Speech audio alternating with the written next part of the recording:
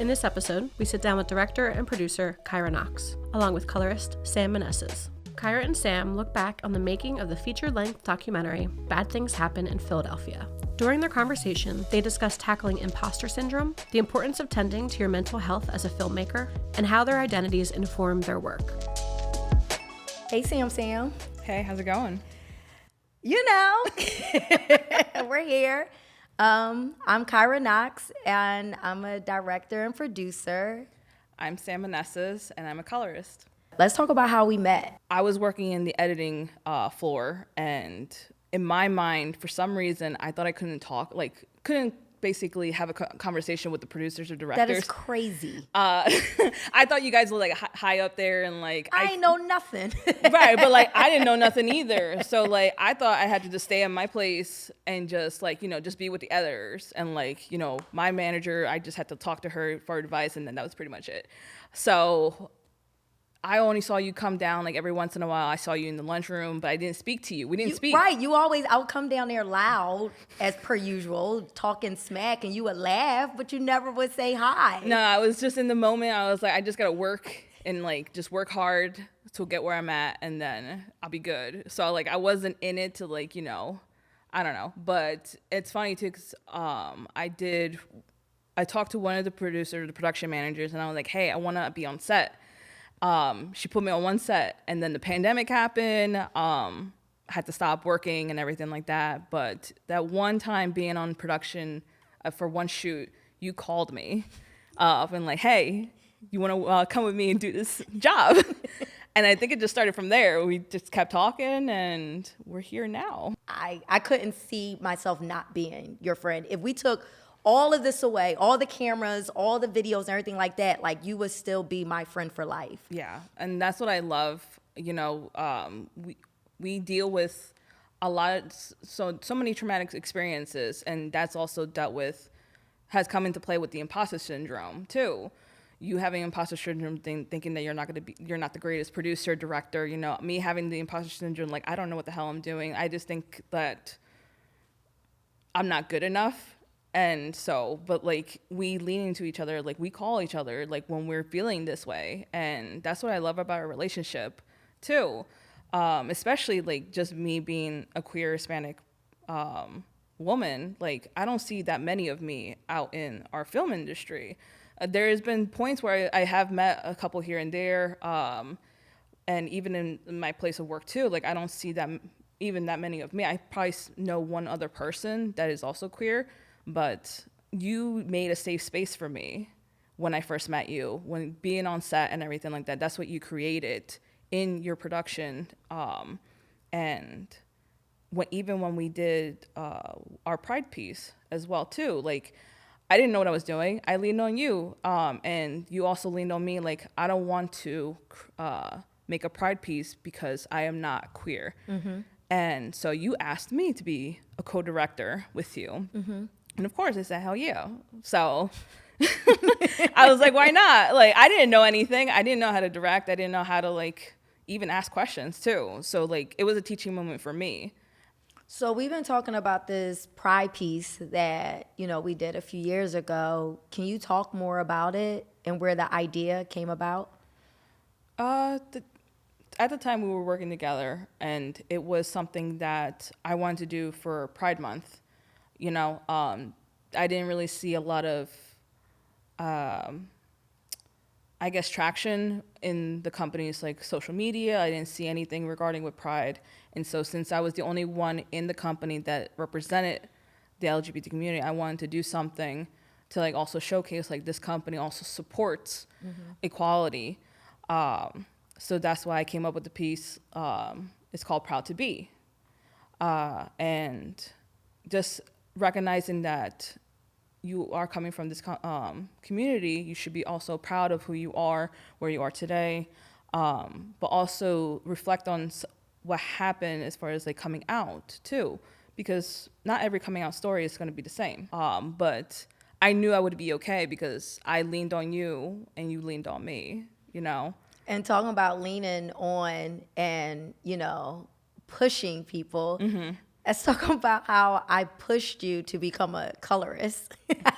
Kyra, so at the first place that I was with you, I just wanted to do editing, right? Like there was some points where I had to color too. It was a small company. Everybody did a little bit of everything, you know?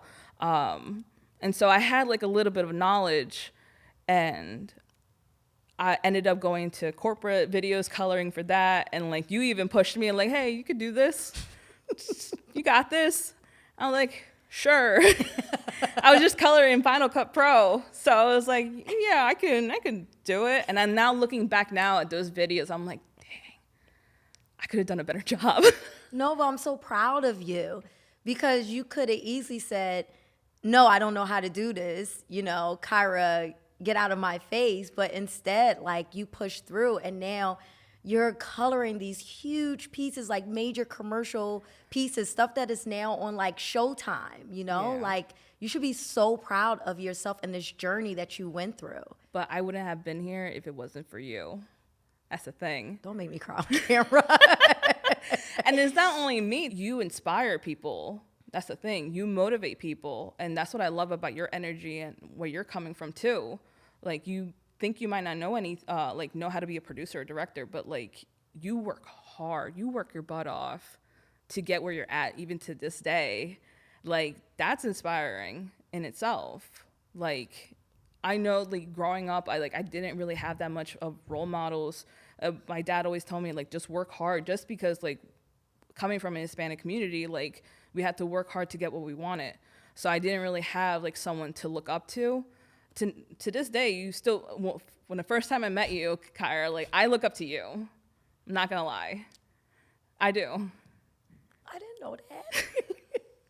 I don't, like I said, I didn't have that many, like, figures to look up to. And, like, I didn't know, like, that was a thing. Like, not even knowing if that was a thing, but, like, I didn't have, like, a pinpoint person. I think I'm very good at uplifting other people, but I'm trash at uplifting myself.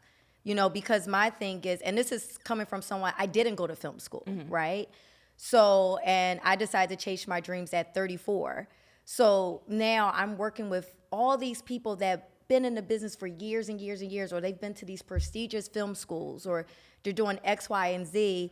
And then I step into the room and I feel like I don't belong here, you know? And that's something that I'm constantly trying to, you know, get myself out of, to keep telling myself, like, Kyra, you are enough. If you weren't enough, then you wouldn't be getting hired for all of these, you know, amazing gigs. And it's just me just trying to get out of my head, you know, and we leaned on each other so much, but we were fortunate also to have a community that we call the Film Squad.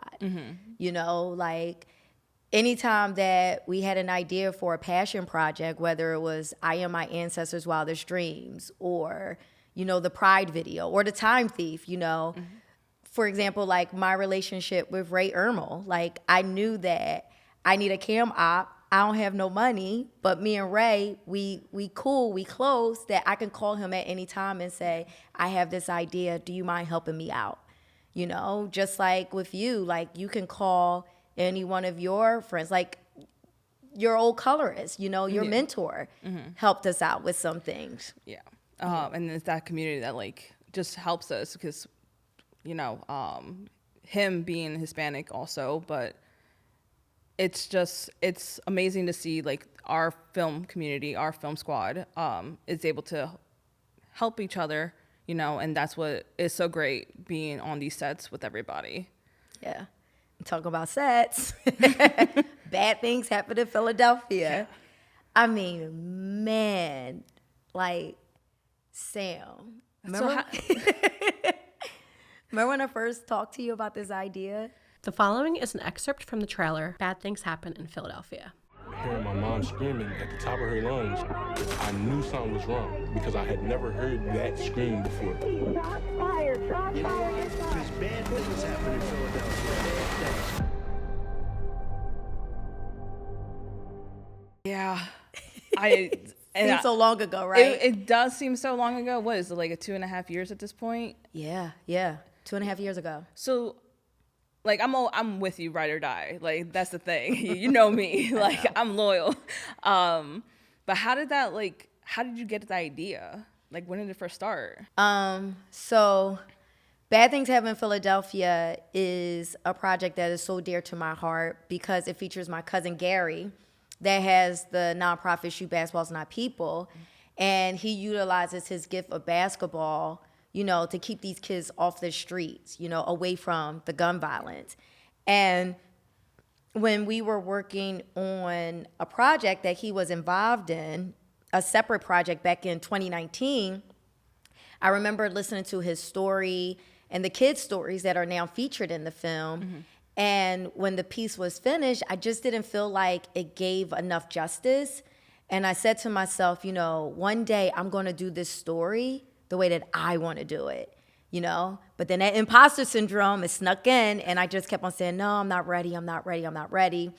COVID hits, and I'm like, the world shuts down. I'm like, dang, man, like, why didn't I never just do it? I had access to equipment. I had my film squad. I know they would have done it with me. Why didn't I just do it? And then once things really started opening up, I came to you after we have done other short projects, and I said, Sam, like, you want to do this project with me? And you said yes without blinking an eye.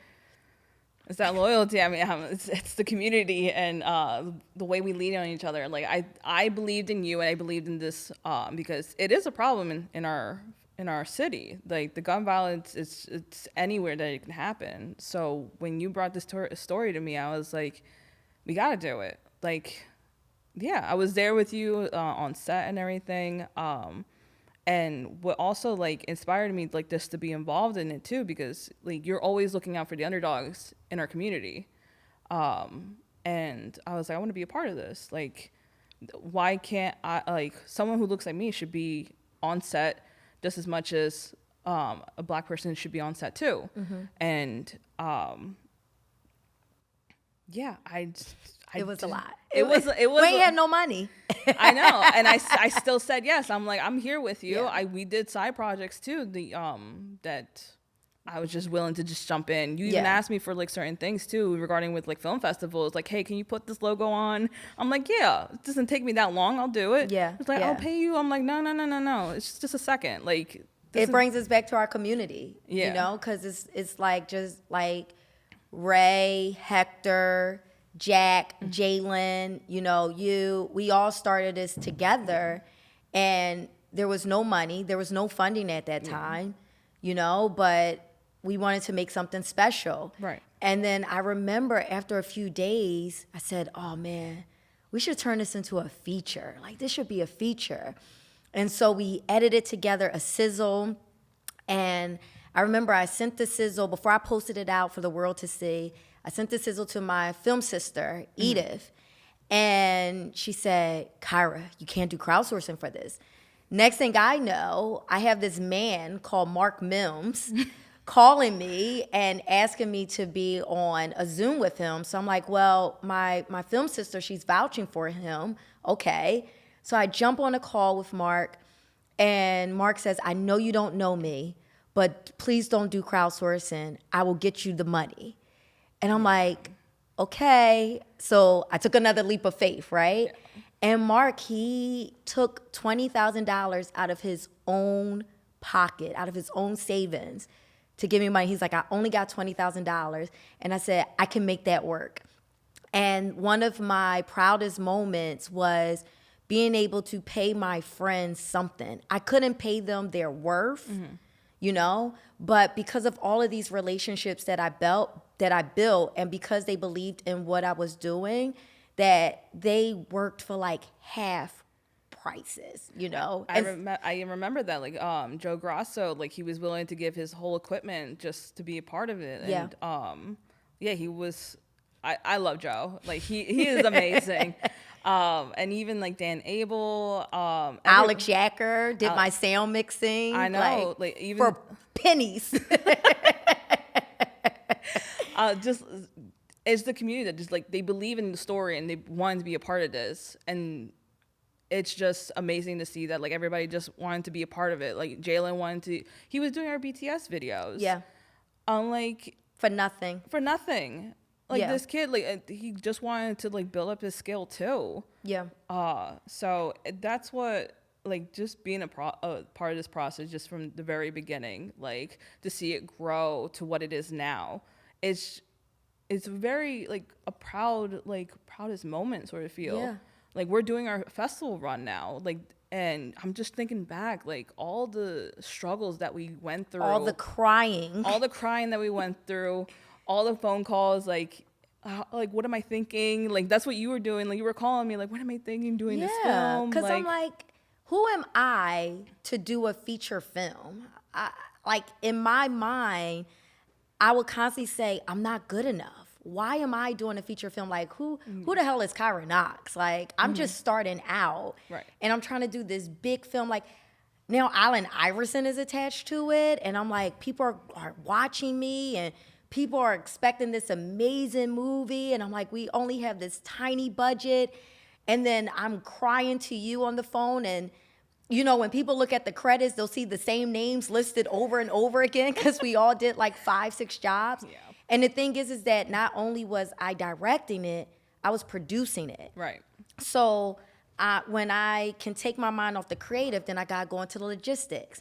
And so that was hard. You know, I always say I'll never produce and direct a feature film ever again because that was very hard on me.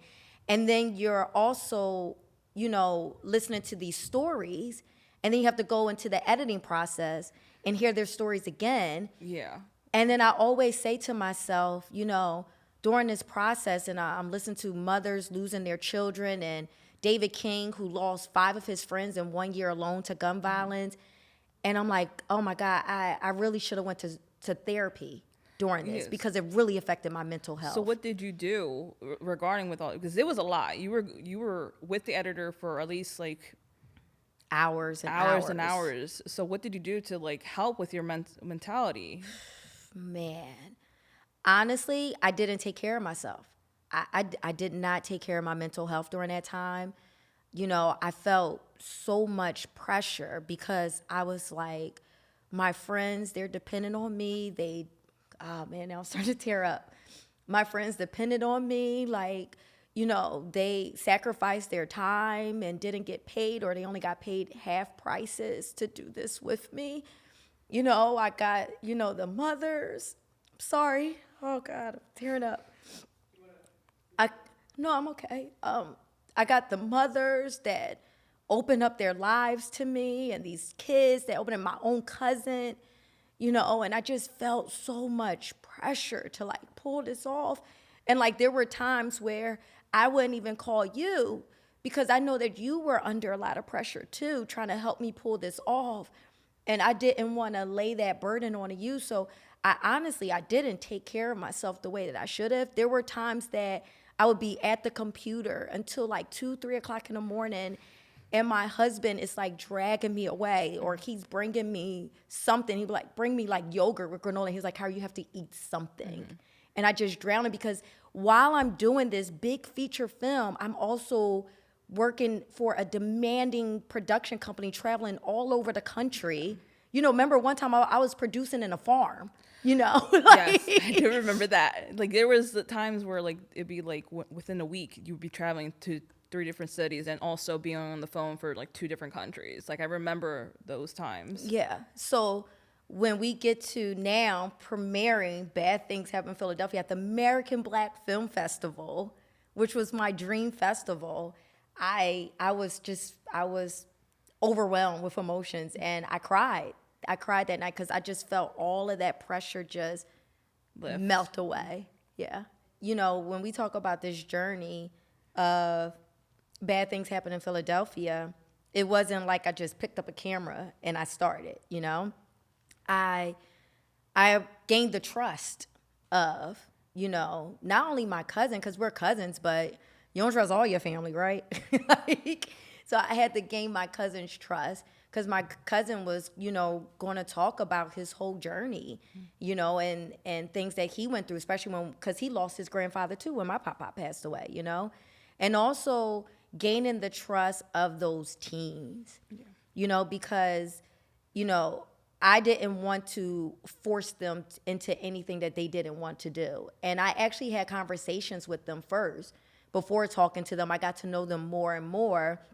And that was very important to me, because I feel as though that when you're telling people's stories, you also have to make sure that you're not exploiting their stories either.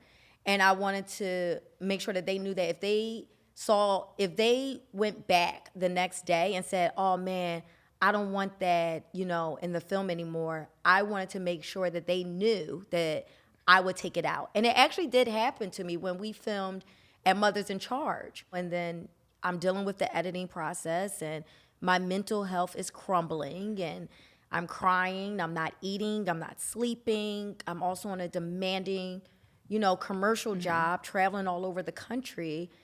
And if I could go back and do things differently, one, I probably would have waited until I had more money. Get more people on board. Because that was crazy. It was only a few of us. Yeah, and I believe we all, it was later down the road, we also even got a post-producer too to help you with it. Yes. I needed help. And I think also I wouldn't have produced this as well. Mm-hmm. I would have found a great producer to help me pull this off. So that way there would be times that I could step away from everything that was going on, because I never once got a break. Yeah. So on my next feature film, yes. Speaking into the universe. Yes. Those are the things I would do different. Wait until I have a bigger budget. Wait until I can find a producer that I feel as though can pull off my vision. Those are the things that I would get more help for someone like you. Mm-hmm. I would just have a bigger crew. But I'm still very proud of what we accomplished with our first feature. I'm very proud of it. Yes, I completely understand what you're saying, because I was the same thing. I'm also at a company too, and also working on this film. It was a lot of pressure. I'm the post-production manager for this, and I was also coloring the film. And a colorist, and a DIT. Yeah, so I was doing pretty much, everything. Making sure the graphics were coming in too. And yeah, it was a lot. I had help as far as with Asana. That was helping me schedule everything, making sure we hit our due dates. But even then, I was dealing with my full-time job, the pressures on that too, because I was also I'm coloring things left and right, and also communication with producers too, making sure I hit the point for color. And there was a point during this film, making sure everything was rolling. I was trying not to bother you too, because you needed your break, and I knew that. But there was points where I had mental breakdowns. It became so much that I didn't know how to handle it. And I just started crying. And that's pretty much what, I had my wife and I, we both work from home, which is, it's great. So we could see each other during our breaks and stuff like that. So there would be times where she'd come down and she would just give me a hug. So that support system also helped me through this process too. She would help me drag me away, hey, do you need a break?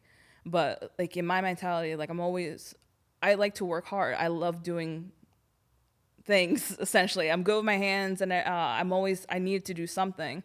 But at that point, there was I just could not think anymore. My head was pounding. I needed a break. And I think even though we did have a post-producer helping me, I still felt I needed to do my job. If it wasn't me, then I couldn't trust anybody else doing it. But that's just how I roll in my mind. But my wife Maria, and I love her to death, but she was saying you need to have other people take the weight off of you too. You can't keep doing it all. From that experience, I learned that I have to lean on my community too. I can't do it all. I'm just one person, Mm-hmm. So that when I had to take breaks, I had to take breaks. When I had to ask my post-producer, hey, I need your help on this. Can you help me out? And she was willing, but she also had her own job too. Mm-hmm. But she did help when I needed her to help me out.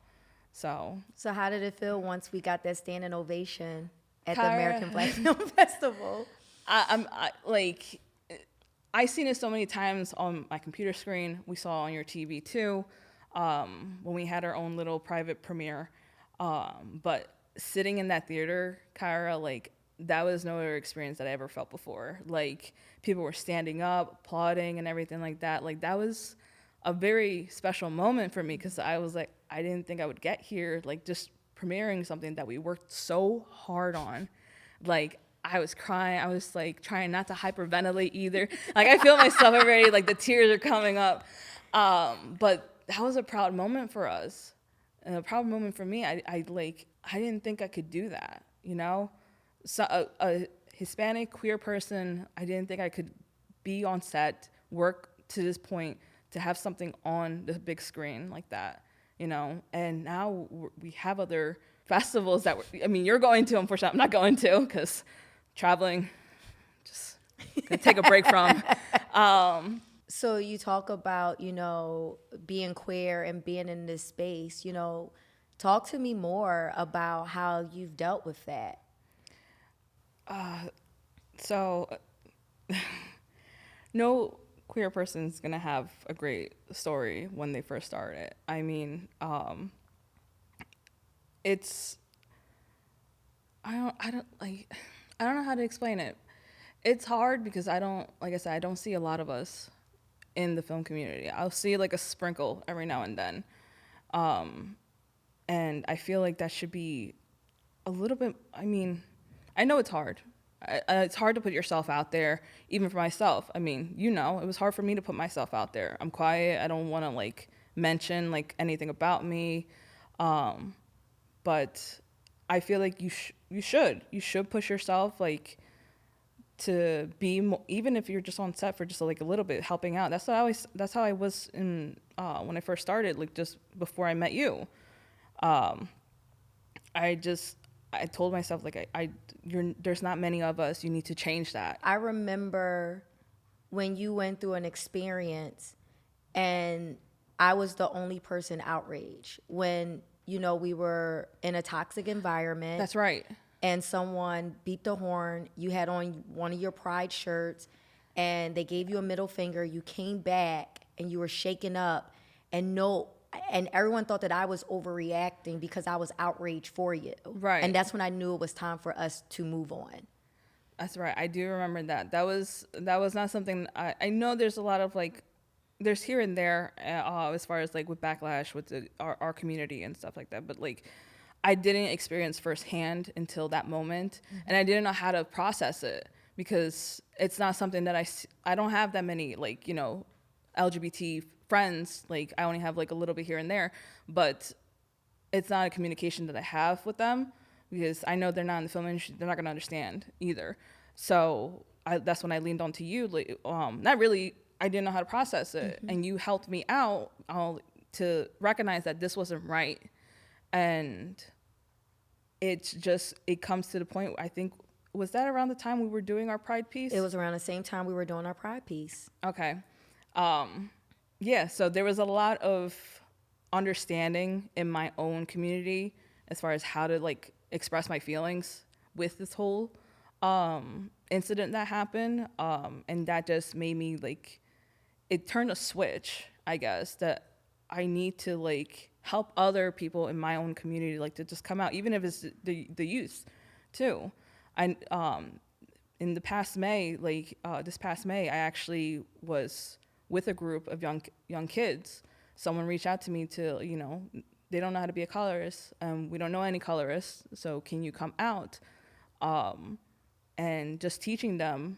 There was somebody, a part of the group that was also queer. And so like that kind of made me happy. I'm like, all right, I'm seeing someone from my own community being a part of this. And that's what we need to see. We need to see more of our community just in white, like in other groups that is more male based or that's more white based too. The same thing with Black and brown people. We need to see more of our communities representing the film community too. And like as I mentioned before, like my dad always told me, like, I got to work hard, like, to get where I'm at because of what we are. Same. But the thing is, like, so I had that mindset to work hard, and even now, like, I'm still working hard, but it wasn't, even though I don't have a great relationship with him now and everything that I went through with him, even regarding with my own identity, that kind of pushed me on, like, I'm going to prove him wrong. I'm going to prove those other people wrong too. Like, a person like me can be in this community, can show people that, like, if you work hard and you have your own community to help you too, because it's not just one person show. You have to lean on each other. People are going to support you here and there. You're going to meet people that coming through your path, and it's going to teach you in some way. It's also going to uplift you in some way. And it's also going to give you the courage to go to the next thing. And talking about the next thing, what's next for you? One of the things that I want to do justice for was the Pride piece. I don't think I gave it enough love for it. There was also points in there that, like, there was a lot of naysayers, like, telling us that because it was a coming out piece. Yeah. And every coming out story is different. Not every coming out is going to be the same. Someone's going to have a better experience than the other. My experience wasn't great coming out. And, like, luckily my wife was there. She was helping me too, because there was crying moments for all of us. It was basically kind of like therapy in a way. But I do want to do justice for that video and do another Pride piece, something more of Our way.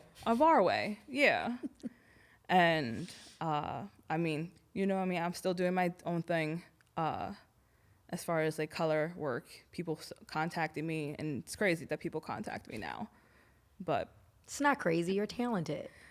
it's still crazy to me. I still, like, it's that little bit of imposter syndrome, like, like, do you think you can do this job? But I have you, and I have other people. I have Maria, my wife, that helps me too.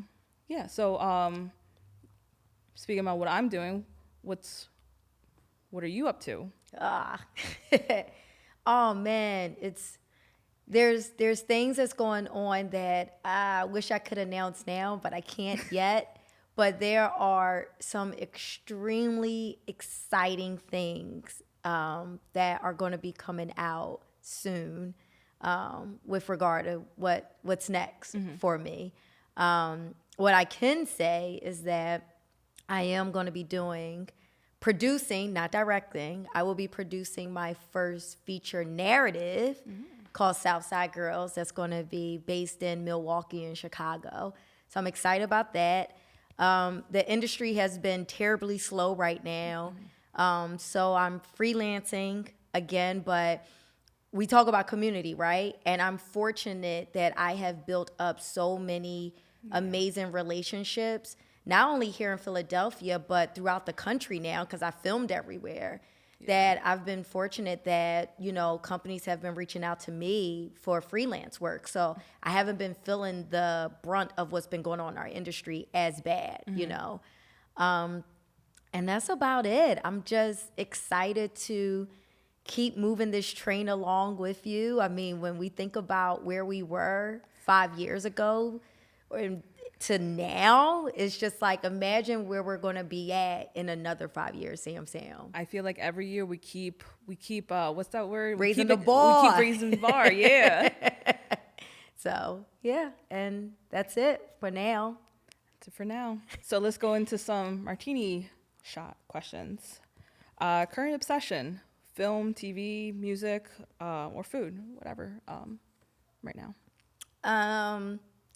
RuPaul Drag Race. I mean, that's my obsession. Anytime I know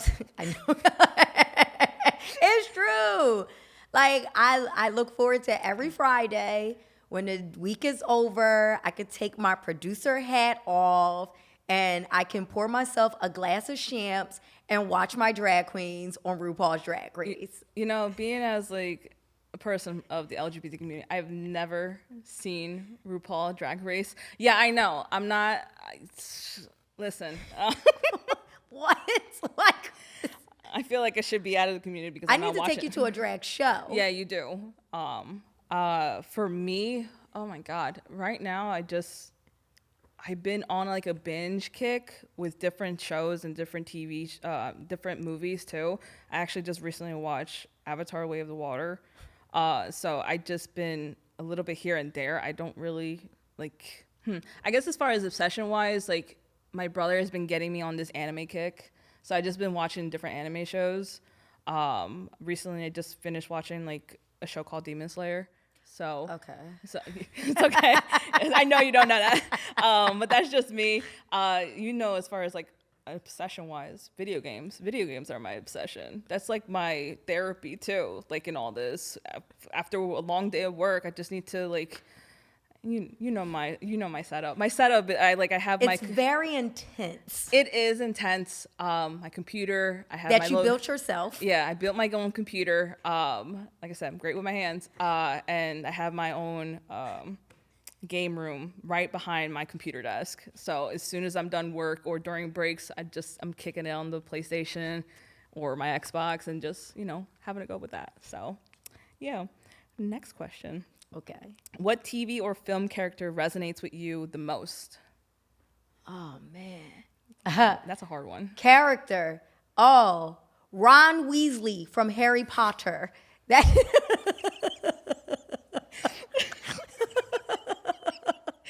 why?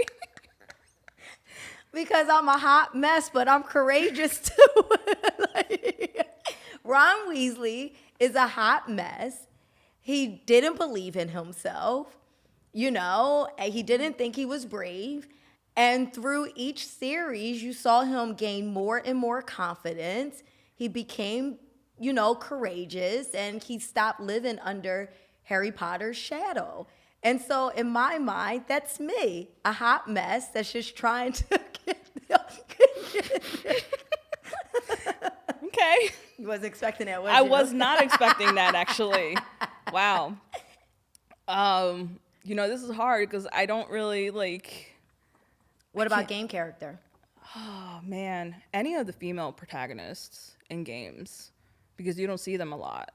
I would say any kind of female character, really, that has like a strong background that's also like powerful. I feel like I'm powerful in my own way. Damn right you are. So I guess, I can't really pinpoint to one person, but I would say, any kind of like female protagonist that has like a strong personality. Because I have a strong personality once you get to know me. Yes, you do. Yes, I do. Last one. Biggest advice you give someone that looks like us? Oh, man. Find your person. I will always be grateful for Cheryl. In this toxic environment that I was working at, Cheryl, she got hired as my production manager, and she looked like me, and she was a Black woman, and she taught me everything that she knew. When in the past, no one was teaching me anything. They were okay with me just being the runner, Mm-hmm. She had me in every meeting. She saw how hungry I was. And she was my person, and I still call her to this day, So my advice would be find your person, and unfortunately, because of the struggles that we have in this industry looking like us, it's normally a person that look just like us that will help you to that next level. So for me, I would say find your person, and then once you find your person and you get to where you are, then you pull it forward. Mm-hmm. So what I do is when I see, filmmakers that are looking for opportunities, I plug them in right away. Mm-hmm. I introduce them to people. I bring them underneath my wing. I bring them on set. I say, what do you want to do? And then I ask that department head, hey, once my PA is done doing X, Y, Z for me, do you mind if they stand next to you because they want to be a gaffer? or they want to be into sound, or they want to do that, you know? And so that's how I can keep the next generation of filmmakers that look like us progressing forward, is by doing the same things that Cheryl did for me. Yeah. And I pride myself on that. I pride myself on the next generation of filmmakers and creating safe spaces for these creatives on set. No, I love that, because I just piggyback, because that's basically what my answer would be too. Like, it's just finding your people, because it's hard out there. Someone knows someone. That's how basically that's how it all gets circulated with getting jobs and stuff like that, especially in our film industry. But I guess like the biggest advice I would say that, yeah, like communicate with people too. Like, get yourself in front of their viewpoint, you know, like just talk with them. Find your own Kyra, essentially. 'Cause especially for someone like me, like it's hard. And I hope like after this too, like I've done my first little youth like group teaching moment. I hope I have more of those, because I need to see someone that looks like me a part of this, to also lead them to the next generation. Like, it's okay to be a part of this. Like, don't be afraid to be who you are too. Don't close yourself out. As much as I know it's hard, you're gonna also fail in this. You got to remember that too. It's not going to be an easy road. There's going to be learning points. There's going to be a bunch of like points where you're going to also just drop to your knees and like just be frustrated. Like, why didn't I get this the first time? You're not going to get it the first time. You know, you're learning. I'm learning to this day. You know, there's things that I don't even know about, that I'm still putting myself out there. Like, I need to know, so that way I can educate the next generation, or they can even teach me something, you know? And have fun. This isn't rocket science. Right. You come on my set, you're going to laugh. Exactly. You're going to have fun. We might get a little spicy at times, is what I like to say. But we're going to walk away feeling very proud of what we've done. And thank you for doing this with me. I think this is so dope, and it shows how far we've come, and I appreciate you so much. I appreciate you, Kyra. Like, seriously. And I can't wait to have cocktails after this, so that way we can continue reminiscing. Yes. I'm looking forward to that. All right. Thanks for listening to Forte. If you enjoyed this conversation, be sure to subscribe for new episodes and follow @FortePod on Instagram for the latest updates and bonus content from today's guests. The Forte Podcast is a production of Maestro Filmworks and is filmed and recorded at Symphony Studio in Philadelphia.